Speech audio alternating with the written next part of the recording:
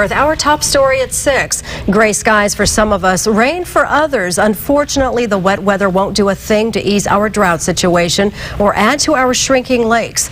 As each day passes without substantial rain, the county is one step closer to pumping water from Cachuma. Tonight, the level stands at 30%.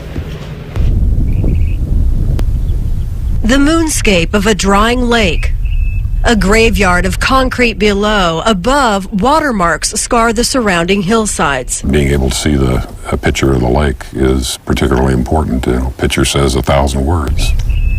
Randy Ward is the man in charge of keeping the lake alive and water flowing to the people who need it.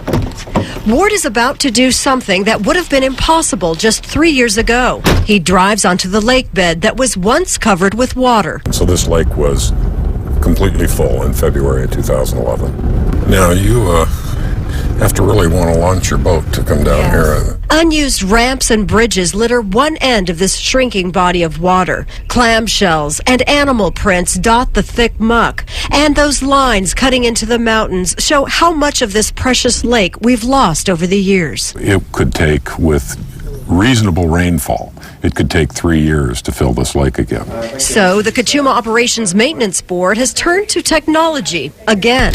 During the drought of 1991, a pumping system was brought in. This time, a bigger, better pump, a lifeline of sorts, with the historic help of state water. 130 acre-feet of water pours in each day from other parts of California. Cachuma is the only way to get that water to the towns below. Once the lake level drops to a point where water won't flow on its own, the pump will go online. It has 7 pumps that feed water to an underlying pipeline anchored by those pylons sticking up out of the water.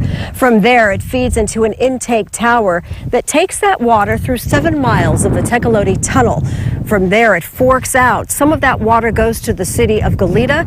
The rest of it feeds Santa Barbara, Montecito, and Carpinteria. And we're hoping to delay it as long as possible because it's expensive, particularly the power costs that are necessary to run these pumps. The hope is not until December at the earliest. But the lake is so low that we could find ourselves back in this position once again next fall.